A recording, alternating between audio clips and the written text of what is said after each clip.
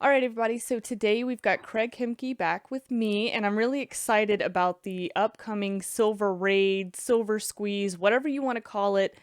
First things first is I want to know who's participating because on Friday and on Monday, both of those days, I'll be buying up a little bit of PSLV, and I'll probably be looking through some of the major bullion sites to see what I could pick up and have delivered to my home. Craig, what made you decide, all right, we're really going to amp this up, take it up another level. This is part two, I would say, of the silver squeeze, and it seems to be extremely organized this time. That's what I really like about it. Yeah, that's the fun part. I guess I'll try to keep this as brief as I can. Yeah, we all know what happened back at the end of January. Mm-hmm. And when I saw that happening on a Friday afternoon, I did my best, to be on Twitter and all that kind of stuff. And it was quite the deal. And from what I understand, the wholesale silver business is still yet to recover. Mm-hmm. I mean, again, because there are people out there that try to claim that there's these billions and billions of ounces of silver laying around, like we're going to count silverware and grandma's candlesticks and stuff like that. When what my experience has taught me over the last decade is actually the entire silver market lives off of flow and not stock. Mm-hmm. In that we mine generally about 850 million ounces a year of silver. And if you want to just kind of generalize, round up, it's about maybe another 150 million ounces of recycling. So let's say there's a billion ounces there every year, and that's the flow.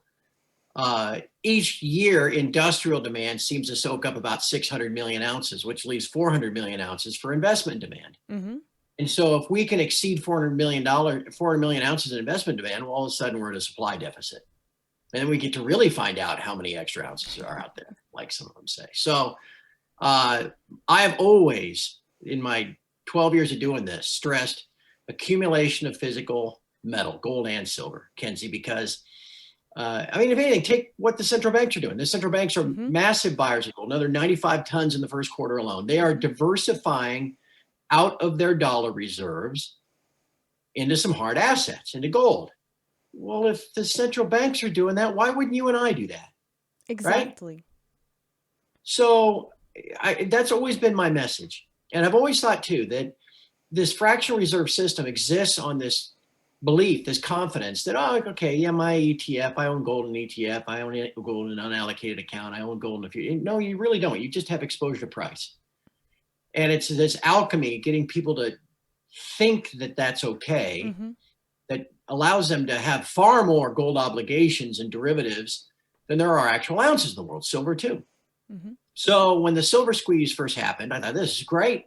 And again, if anything, it just widens the group of people that are waking up and diversifying out of dollars. And that's what this is about. This isn't about me telling you or you telling someone what to do financially. I mean, I can't make those decisions for you. I can't tell you what to buy and when to buy it. Only the people watching us can go, yeah, you know what? I think yeah, that fits my time horizons. That fits my risk tolerance. That, I think I'll buy some silver. The more people that do that, the better chance we have of finding out who's right. Is there really billions of ounces out there, or is there not? So the first silver squeeze happened. And like I said, I know this firsthand. I talked to Ken Lewis, who's the CEO of the largest online bullion dealer in the world last week. And he said that they still haven't, the system still hasn't recovered from January. And then I saw a report from the LBMA, which, London Bullion Marketing Association, in their first quarter summary of silver, said that they almost drained, because SLV, in their attempt to be legitimate, at least puts claims in on silver. Now, when flows come back out, they just tear up those claims. But with everybody buying SLV, PSLV, all this other stuff, LBMA themselves admitted that they almost ran out of silver in January. So in February, when I saw that, I thought, well, hell, Kenzie, why don't we do this again? And didn't they say it's unlikely to happen again? They kind of worded it in that sort of way, and I thought, oh, you're poking the bear right now, because we'll go for round two. Right. Well, and here you mentioned the organization part. So I had this idea we're recording this on the 29th. I had this recording this idea 10 days ago on Monday the 19th at night in the evening when I first saw that LBMA thing. Mm-hmm. And my first thought was, well, we got to do this again. And then somebody said, yeah, let's do it this weekend. I thought, no, that's not enough time. Mm-hmm. And I thought, well, what's next weekend? If we gave it some time. And I thought, well, that would be Saturday, May the 1st. And a light bulb went off in my head. And I thought, well, May the 1st, that's May the 1st, 2021. Mm-hmm. Wait a second. That's a 10-year anniversary of the most egregious, heinous silver manipulation most of us will ever see in our lifetimes on Sunday night, May the 1st. And most everybody's going to remember that, whether you've moved on from silver or not 10 years ago. And I thought, well, there's a rallying cry right there. They stuck it to us and screwed us 10 years ago. Mm-hmm. And so if the little guy was ever just wanting to fight back by just simply buying a little bit of silver and saying, you know what, fondue, here's what I'm going to do. I'm not taking this lying down anymore. I'm going to buy some silver. And if enough people get angry and buy some silver, then we're going to find out what they're doing out there in London and in New York. So that's the genesis of it all. I'm excited. I can't believe, I mean, I'm still flabbergasted that it has really taken hold the way it has, but it leaves me excited to see, you know, what can happen. Look, I'm excited again, as well to see what we can do. Yeah. Is going to be fun. And I'm not looking for a price movement here. Guys, I know No. how much control these banks have. No one here, we should not be looking for any major price movements in the silver market, in my humble opinion. What I want to see is volume. What I want to see is, as last time, whenever we've got the big bullion dealers saying, whoa, we're going to hold off a little bit. Now, do they have inventory? Of course they do. But if the price is going to move higher, they're going to hold off a little bit, and they're going to have, you know, some stuff for you to buy, probably maybe some boring stuff that we can buy, but that's okay at the end of the day. What I want to see is, does this actually put stress on the system? I'm not looking for price movements. I just want to see the stress factor that's there. And that enlightens more people, even someone that has no idea about this market. If they go and read the Reddit thread, if they see something on Twitter and it just happens to pop up, or this YouTube video comes up, they go, wait, there's something kind of funny going on there, and these guys might be onto something. Maybe I want to get on with that, you know, and I'm happy with lower silver and gold prices right now because I can accumulate more. It's on sale. Thank you. Right. Precisely.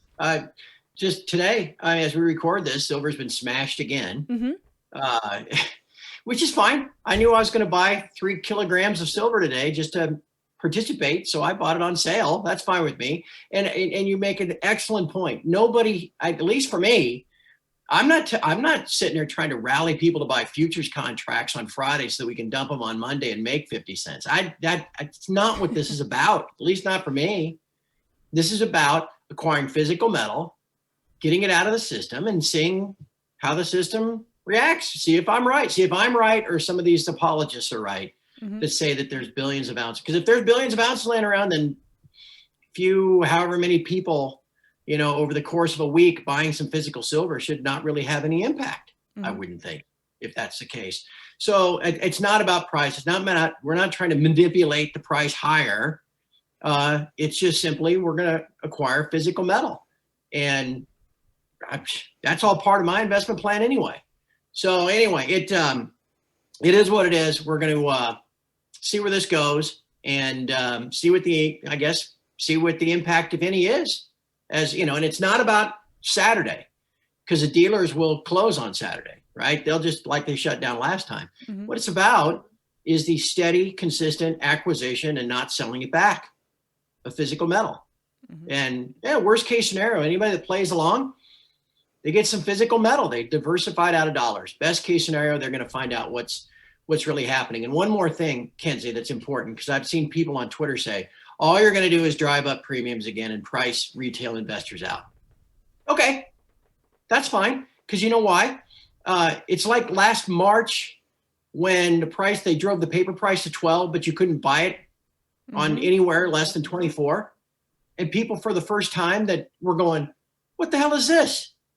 They're debasing the currency. I want to buy some silver. The CNBC tells me it's 12 and I can't buy it for 24. Well, hell, it's not 12, it's 24. What's this 12 crap?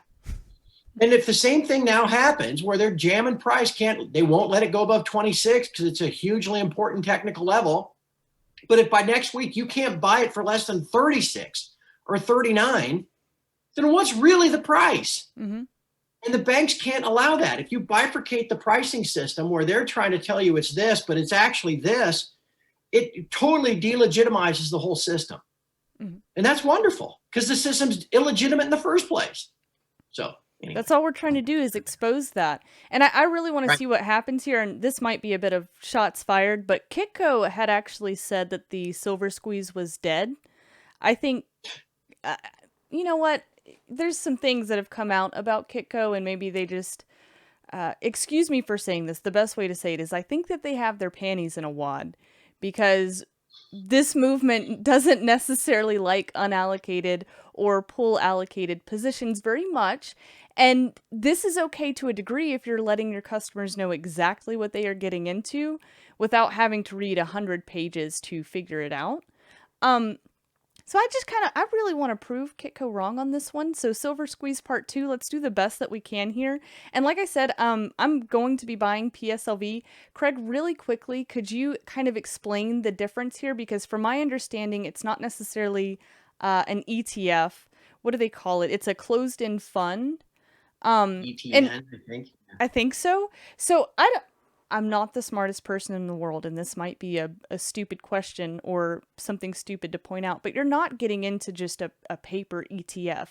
The actual silver is there, correct? And if people wanted to, they could take delivery. I'm assuming if they bought enough, so many ounces, you can take delivery. Yeah, it's a pretty big amount. Yeah, I mean, I'm sure.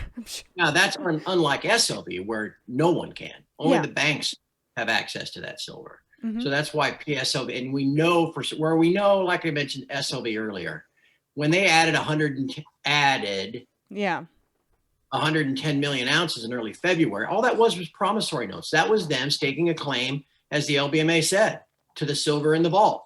Well, then as people dumped the SLV because they knew, it wasn't, you don't actually own any silver, all they did was tear up those promissory notes. Mm-hmm.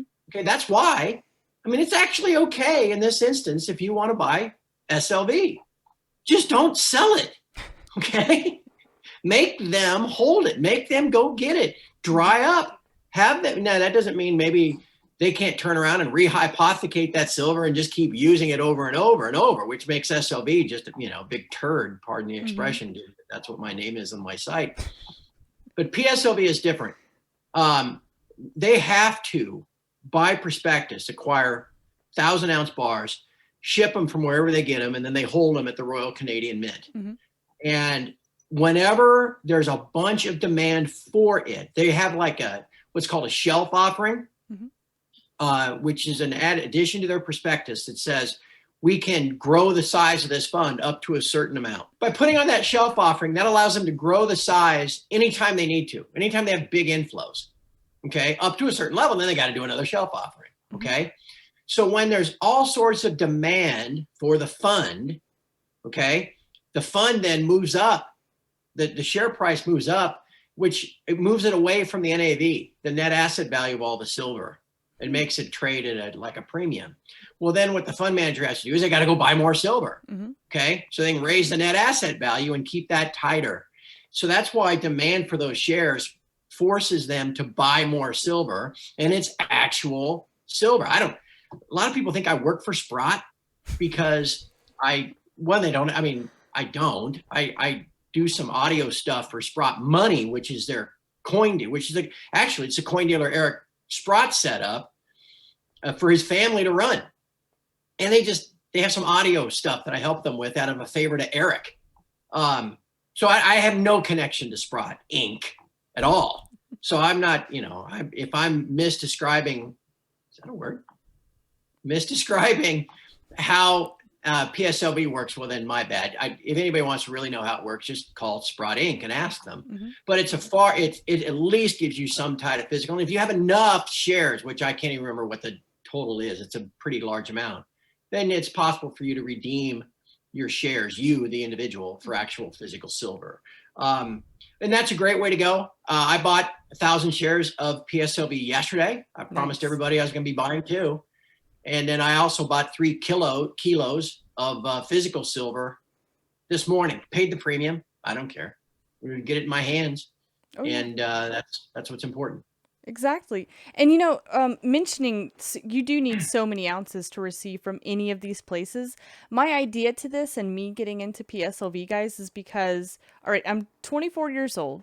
There's not a chance of Social Security, retirement, 401k. I'm not sure if this will exist by the time that I'm 60, and I have no idea what America will look like. PSLV to me seems like, you know what, if I'm going to be diverse, still in silver, but diversifying how I get into silver, PSLV sounds good because I can keep putting that back and put money in weekly or monthly until I hit 60. And then I'm sure by then I've got enough to where I might be able to redeem it if I ever needed it. Um, you actually on your podcast, you helped me make a decision, and that's in one gold. I listened to the Oh, podcast. yeah, I'm going to sound like a fangirl here, but I do listen to all of the podcasts because there are some areas of silver that I don't know much about. And it's actually pretty helpful for me to kind of get to the nitty gritty of things, especially whenever you have other people that come on and actually talk the numbers. And then I know what to actually put into Google at that point. Here I sound like an old lady because I need help navigating. But one gold, is this a good way also for us to participate in the silver raid that's going to be happening? I've it opened up is. my account and I'm thinking that that's another place where I would like to start putting money into. And it's actually a Yeah, little bit easier to redeem your silver there if you guys were ever concerned about that. And I think that there might yes, even be a bit of a savings on premiums by using the yes. app. It is. It is. I've been a spot, an ad. They've advertised my site. I've promoted because I think it's a great deal. Ever Mm-hmm. since it started a couple of years ago, it's a partnership again of Sprott Inc., APMEX, the largest online bullion dealer, and then the Royal Canadian Mint. But then it's expanded Mm-hmm. to other mints around the world. It is great for at least a part for me of my metal portfolio, and it would be terrific. And Kenzie, I don't mean to pick on you, but for the millennial generation, because they purposefully designed the Mm-hmm. app to look like Coinbase. Mm-hmm. If anybody's ever bought Bitcoin or Ethereum or something like that, That's actually the you, first thing that I noticed, and I yeah, liked it. It's they so did it on important. Your purpose. your layout is the most important thing. And whenever I Yeah, got the chance to talk to Ken, I let him know I like AppMex, not necessarily because I'm gonna get the best deals in the world. I'm not gonna claim anything that right. I don't know to be true for sure, but it's your layout. I've had a problem one time and they made that problem right immediately. Now the problem maybe wasn't necessarily my problem. I accidentally got someone else's silver. Apparently my order got mixed with Oh, someone else's, and it's a graded, it's a slabbed piece, and I go, "Oh my god." And I looked it up and I'm thinking this is worth way more than what I paid. And I wow. contacted them immediately and I'm like, "Hey, I got someone else's order." They were able to send out something to the customer that was supposed to get it, and I didn't even have to send mine back. And I'm not going to say the amount, but I was surprised and I'm like, wow, that's actually really good customer service. And since then, I've stuck with AppMex. When I buy online, Oh, it is from wow. AppMex. Well, I guess everybody makes mistakes. I was just there Mm-hmm. in their vault visiting their facility last week on something we Mm-hmm. planned about 90 days ago. And I met Lee, who's the head of their operations in the vault. I seeing that organization, I'm flabbergasted. I mean, the checks and double checks they have. But I Mm-hmm. guess mistakes are there It are was a still really possible. But busy, no, it was a couple years ago. It was really busy, and it was another time when there was a wow, lot of volume. So yeah. it's an easy mistake, I think. Well, and on using that One Gold platform, it's so easy. I linked my checking account with my One Gold account, Mm-hmm. and I could put money in my checking account where I live, and then like a minute later, I can just boom, it's in my One Gold account. And where it's really valuable, and again, it is a fantastic replacement for the GLD or the SLV, because people buy that because they think, well, I'm pretty much getting it at NAD and I can trade it no commission at Schwab and all this other, and you're getting exposure to price. This gives you that same kind of liquidity and exposure to price, but it's actually segregated, fully back Mm-hmm. metal. They won't sell you something they don't already have in the vault. And if they like run out of silver in Switzerland, They won't sell you silver from Switzerland anymore. You got to buy it someplace else where they've got it. Then when it comes time to redeem it, which I've done, it's the easiest thing in the world. You click a button and you get a 100-ounce bar, and it fulfills out of the APMEX inventory. And then they journal back over and they make sure they've got all the amount that they always had, that they're supposed to have, backing up, the U.S. silver, the Canada silver. It's a fantastic platform. And then finally, if you want liquidity, and this is the main reason why I thought it was great, because you never know what's going to happen. You might, you get in a car crash, your air conditioner breaks down, you want to take a trip to Europe or something, and you want to sell metal. There's always value to have it in your house and in your safe or at the bottom of the lake or whatever.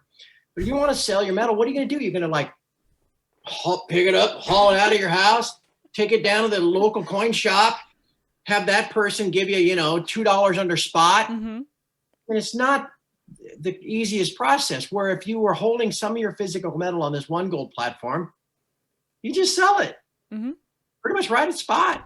Yeah, this is exactly what I like about it, the ease of it. And maybe that is just speaking to my generation, and APMEX has found that. They've keyed in on it. But again, that's why I like them. There are some instances where data collection is just fine to me, and it's obviously working. Right. Well, no doubt. I'm sorry. I noticed my computer's running out of power because it's not plugged in. So I apologize for that. No, and again, I don't want to, make it sound like I'm making a commercial for One Gold. No, but it's something you're excited about. I mean, and there are, if anyone that wants to get into physical metal, and again, I've been doing this for 12 years and asking people to diversify at least into some. Okay, you never want to put all your eggs in one basket, right? You'd be foolish to do something like that. But if you think that for a certain amount of your portfolio, you should have some out of dollars into sound money, and you understand the dynamics that make it extremely undervalued, then I've found 3 ways to do it. One Gold is one. The PSLV is another. If you have like an IRA someplace that you just want to own physical metal, that's the easiest way to do it, is to own some PSLV. And then, of course, it's physical metal that you acquire through, whether it's APMEX or SD Bullion or JM Bullion or Miles Franklin or any other handful of really trustworthy physical metal dealers. And that's really the only ways to do it.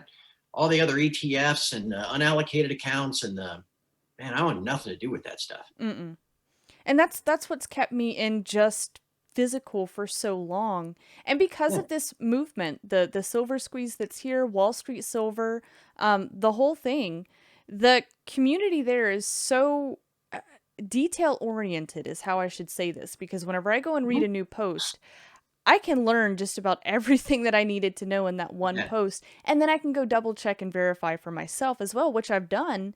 And this is letting me know, okay, you know what? One Gold is a good option for me. PSLV is a good option for me. If I'm going to be as heavy as I am into silver, I still need to diversify this as well. As you mentioned, it's time consuming, and it can be a bit frustrating to actually have to go sell that physical on the market at times. It's always there if I absolutely needed to. And that's kind of the good thing, is it's not the same as having money in my pocket, easy to spend. I have to actually want to go and spend it and plan it out. The same with, a lot of my investments, I don't look at them every day. I just put money in, and every now and again, I might go check something out. But it's not something that I'm looking for gains daily, right? And it's not really a gain or a loss until you sell anyway. So why do I care right now? And I like these options. I do. And I'm excited to be a part of this. And Kenzie, you know this too. And for anybody that has never owned physical metal, but they know something is seriously effed up, right? You're Petus, I call him Petus, the President Emeritus of the United States last night, giving his speech where he's already done $2 trillion of spending, right? With that first deal. And he laid out another $4 trillion. Yeah. And it was like nothing. Right. And nobody even bats an eye. Oh yeah, $6 trillion. $6 trillion freaking dollars. I'm looking at my TV like a deer in headlights, thinking, where are we going? Because and I don't pick political parties myself. I think that the only job of the president is to outspin the last guy, and they're doing a hell of a job right now. They're I mean, they go through this charade, Kenzie, of, well, we're going to raise taxes. as if it's some kind of zero sum deal that somehow they can raise $4 trillion in tax revenue by soaking the rich a little more. I mean, it's nonsense. Okay, so that's coming from somewhere, and so most people are getting this feeling, well, this is not cool. Okay, Mm-hmm. even I understand $1 trillion, a lot of money. Now we're talking six, and so they might be looking to buy, some physical metal that they, for the first time ever, grandma might have had or grandpa might have had some Morgan silver dollars laying around. And they're like, I wonder what this is about. Here's the thing, and you know this, the very first time you get like a kilo bar, I'm going to cost you $1,000 to buy one. You get a kilo bar and you get it shipped to you and you hold it in your hands. Mm-hmm. You're like, this is okay. This is something. And you're hooked. You want to know what really hooks you? An ounce of gold. Oh, Because yeah. gold doesn't get consumed. Gold never gets consumed. It's not like it gets chewed up, and thrown in the landfill on in an old computer.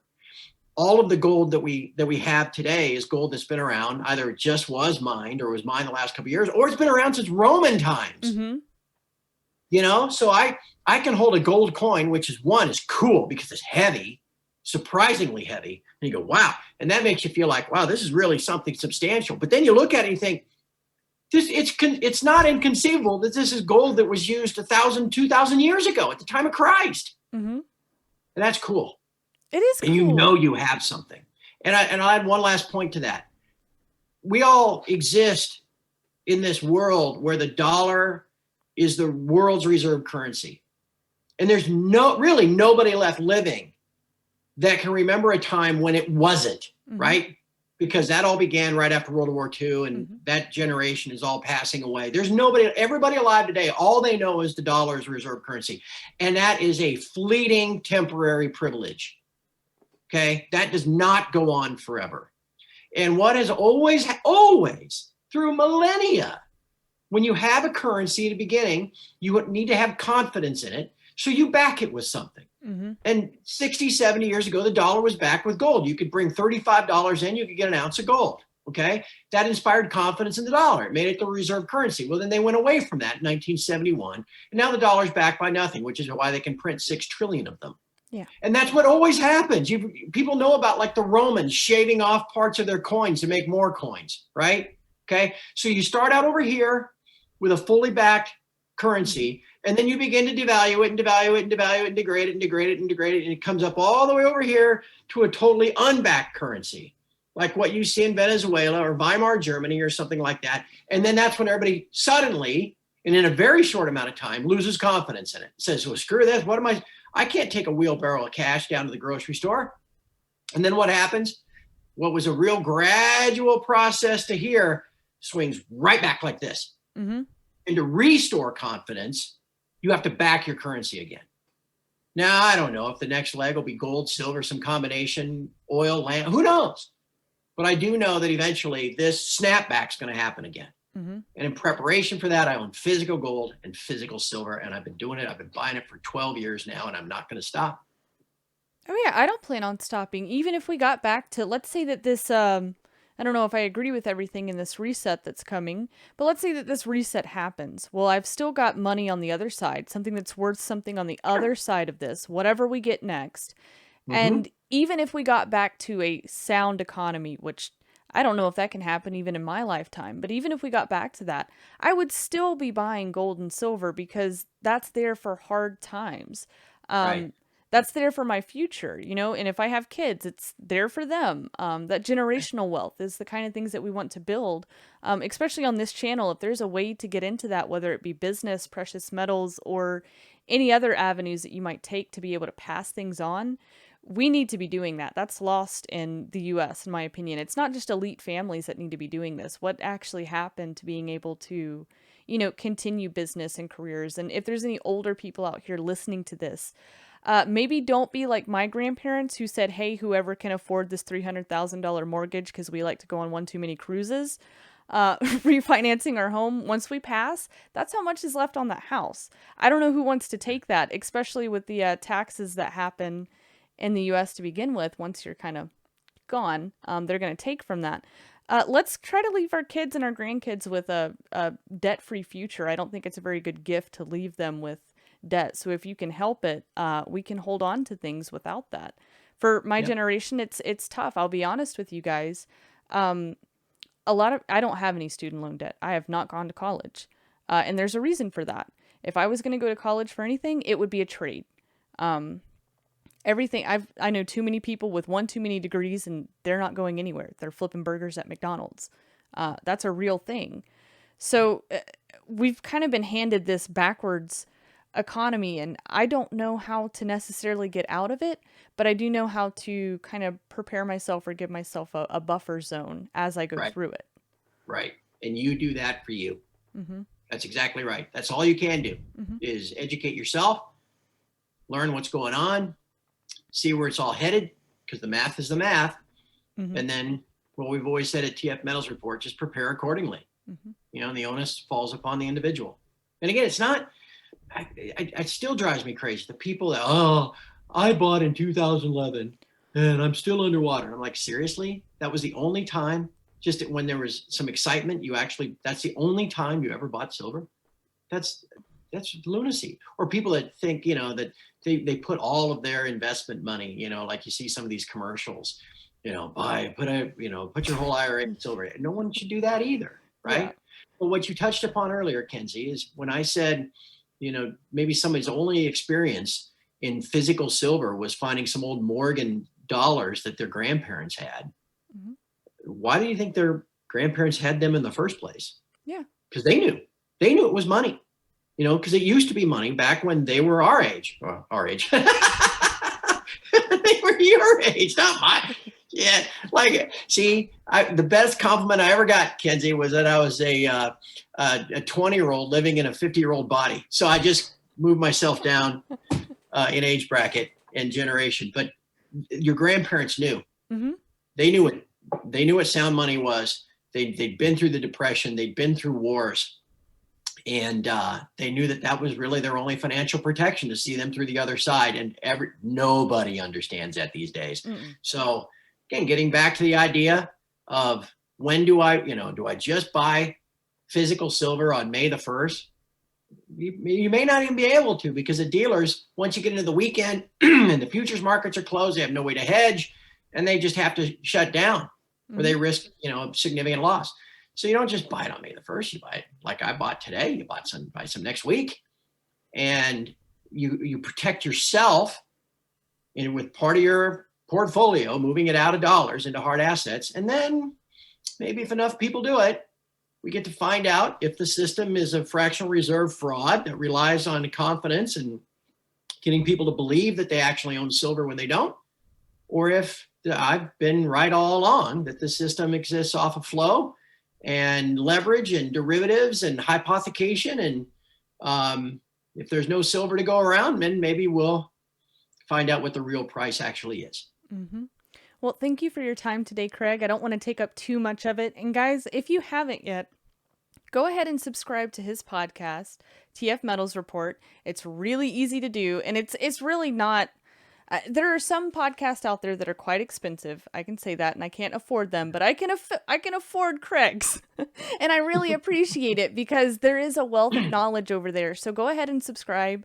I promise you will not be disappointed, and it's a fun podcast. You keep things kind of exciting for me. I'm never bored listening to it, if that's what I need to say. I have listened to some before, and I would consider them, although being educational, they might be good for bedtime.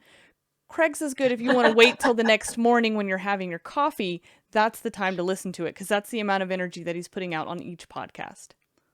Thank you, Kenzie. Look, if after a dozen years of this and things like what we've seen today, I mean, if I didn't try to keep it kind of lighthearted and big picture and make fun of the people that think they're so important, I would never have made it this far. And we do keep it affordable, because it's not about trading where, you got to keep the price hikes. You're constantly losing subscribers because no one can be right all the time. It's just about having a community where we all help each other. And I provide a little analysis where I think his price is headed. And it's only 50 cents a day. So we try to keep it affordable too. So anyway, thank you. I appreciate the kind words.